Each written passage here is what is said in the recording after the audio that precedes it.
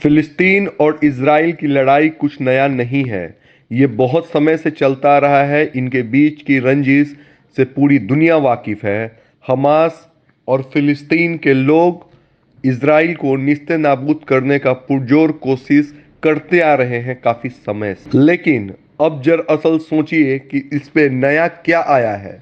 बताते चले आपको कि अमेरिका के राष्ट्रपति जो बिडेन ने बयान दिया है कि अगर किसी भी मुल्क पर कोई भी हमला करे तो उस मुल्क का नैतिक कर्तव्य बनता है जवाबी कार्रवाई करने का, उस हमला का उत्तर देने का। तो कहीं ना कहीं यहां से अमेरिका और इजराइल की दोस्ती को देखा जा सकता है उनके इस बयान से। अमेरिका के राष्ट्रपति ने जो बयान दिया है, इसके बाद आपको बताना चाहेंगे कि इजराइल की जो एयर डिफेंस सिस्टम है उसने अपने एटमॉस्फेयर को इतना स्ट्रांग कर रखा है, ये हम सभी को पता है, कि हमास के द्वारा 1 दर्जन से भी ज्यादा मिसाइल दागे गए और जिसमें से सभी के सभी मिसाइल इजराइल के आसमान में ही इजराइल के एयर डिफेंस सिस्टम ने उसे निस्तेनाबूद कर दिया। मिसाइल इजराइल की सरजमी तक पहुंचा भी नहीं, तो इजराइल को ज्यादा क्षति नहीं पहुंचा। लेकिन हमास की तरफ से, फिलिस्तीनियों की तरफ से युद्ध की ये पहल की शुरुआत है।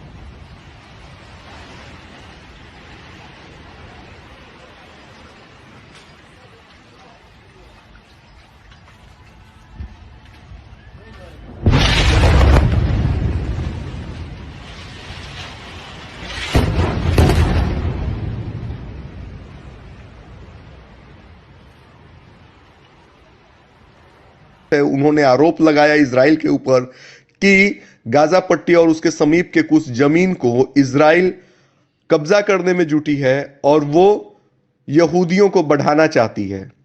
यूं तो हम सभी को पता है कि इजराइल का जन्म कहीं ना कहीं हिटलर की ही देन है। हिटलर के कारण इजराइल का जन्म हुआ जहां पे यहूदी लोग का बसेरा है। और इजरायली नागरिक को काफ़ी ब्रेव माना जाता है क्योंकि इजराइल एक बहुत छोटा देश है जिसकी पॉपुलेशन बहुत कम है। लेकिन ध्यान देने वाली बात यह है कि इजराइल का डिफेंस सिस्टम इतना स्ट्रांग है, इजराइल को अपने डिफेंस सिस्टम पे इतना गुरूर है कि उसने अपने मुल्क में पूरे वर्ल्ड के जितने भी बड़े बड़े एमएनसी ऑफिस हैं उनका रीजनल ऑफिस वहां है। चाहे आप एप्पल की बात कर लें, माइक्रोसॉफ्ट की बात कर लें, और भी वर्ल्ड की बड़ी बड़ी कंपनियों का ऑफिस वहां है। ये चर्चा इसलिए है क्योंकि इजराइल की डिफेंस सिस्टम इतनी स्ट्रांग है। अब बात करते हैं हमास के बारे में।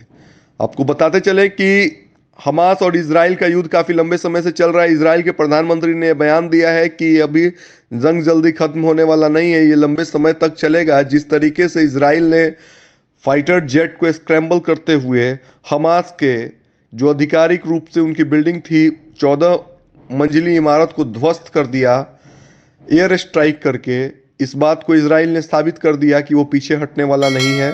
और हटे भी क्यों?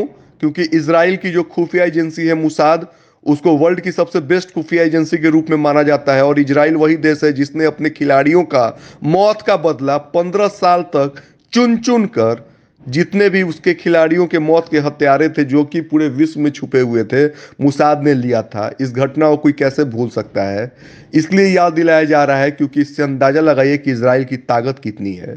साथ ही साथ ये वही इजराइल है जिसने इराक में परमाणु परीक्षण कर रहे इराक और फ्रांस के बीच में इराक में को एटॉमिक सेंटर को इजराइल ने ध्वस्त कर दिया था। अमेरिका ने मना करने के बाद भी, मतलब 3 मुल्क को, आपको बताते चले कि यमान और ईरान, इन दोनों को इजराइल के फाइटर जेट क्रॉस करके आते हैं और ध्वस्त कर देते हैं। तो ये जो तमाम अचीवमेंट्स हैं ये बताता है कि इजराइल कितना पावरफुल है। लेकिन अब इस हमले का अब अंजाम क्या होगा?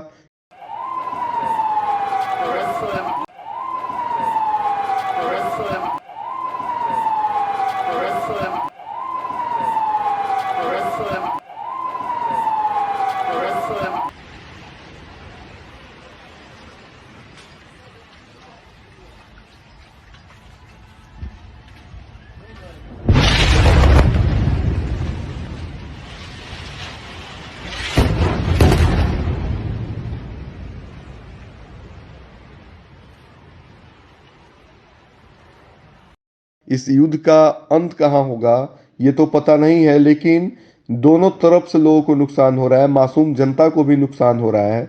इसराइल ने यह आरोप लगाया है कि हमास एक टेररिस्ट संगठन है। कड़े शब्दों में उन्होंने हमास को टेररिस्ट संगठन करार कर दिया है, जो कि सोचने वाली बात है। और उन्होंने ये कहा है कि हम हमास को जड़ से खत्म कर देंगे। तो लड़ाई की शुरुआत हमास ने किया था और इसका जवाब इसराइल ने दिया है। अगर आपको हमारा कार्यक्रम अच्छा लगे तो इसे लाइक शेयर सब्सक्राइब जरूर करें। धन्यवाद।